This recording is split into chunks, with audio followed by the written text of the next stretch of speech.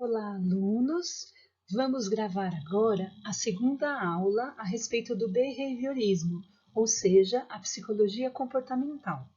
Na aula de hoje, vamos discutir a análise do comportamento em situações escolares. A ideia principal é a gente pensar como esse conteúdo da psicologia pode ser utilizado, aplicado dentro do ambiente escolar.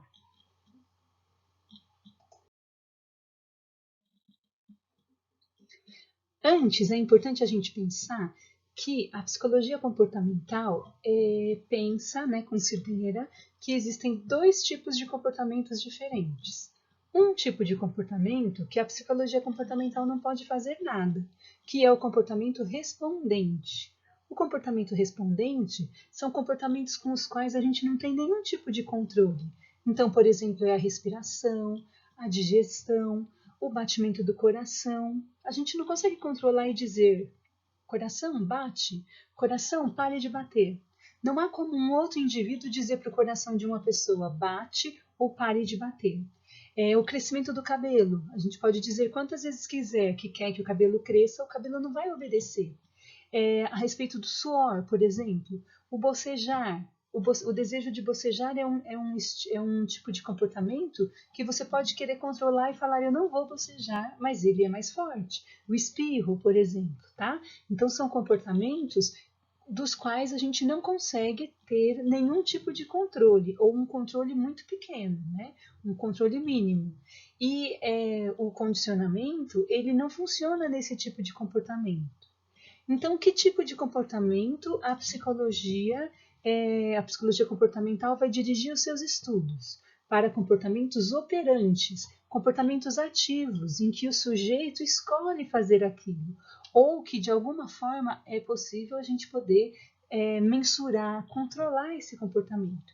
Então, por exemplo, correr, andar, pular, falar, cantar, sorrir, chorar, isso entre muitos outros. A maior parte dos nossos comportamentos são operantes, a maior parte dos comportamentos do ser humano são operantes. Por isso, a psicologia comportamental é um campo tão vasto de atuação e de estudo dentro da psicologia.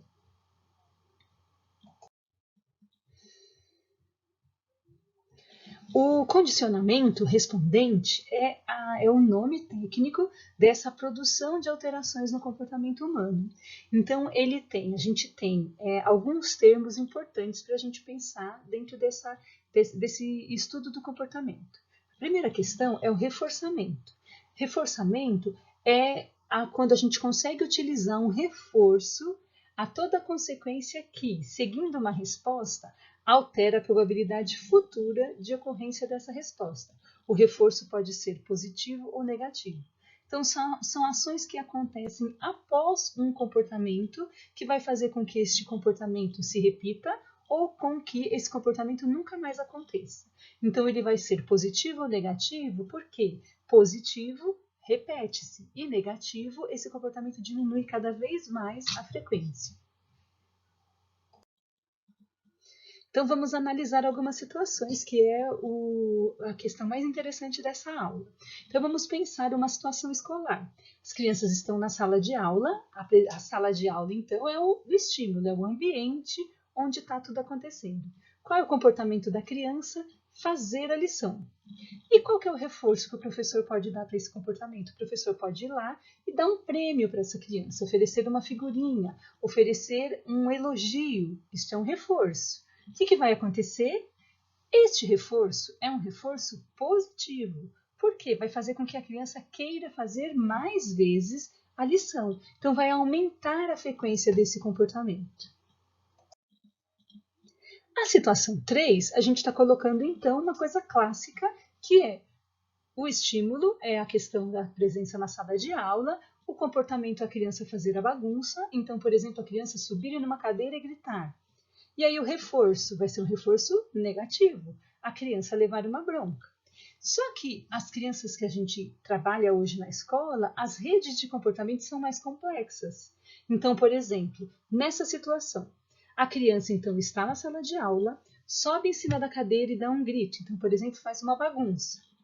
E o professor pode ir dar bronca, só que os colegas, os outros alunos, as outras crianças, podem valorizar aquilo que ele fez. Então podem dar risada, podem falar, nossa, olha o que você fez, né? No sentido de admirar o comportamento da criança. O que vai acontecer? O professor vai dar a bronca, mas esta bronca não vai ser um reforço negativo, vai ser um reforço positivo. Porque dentro da rede de comportamentos que as crianças têm, ela pode se sentir valorizada justamente pela ação que ela teve. A gente tem que ter atenção a essa questão, ao tipo de reforço e à necessidade e interesse do sujeito.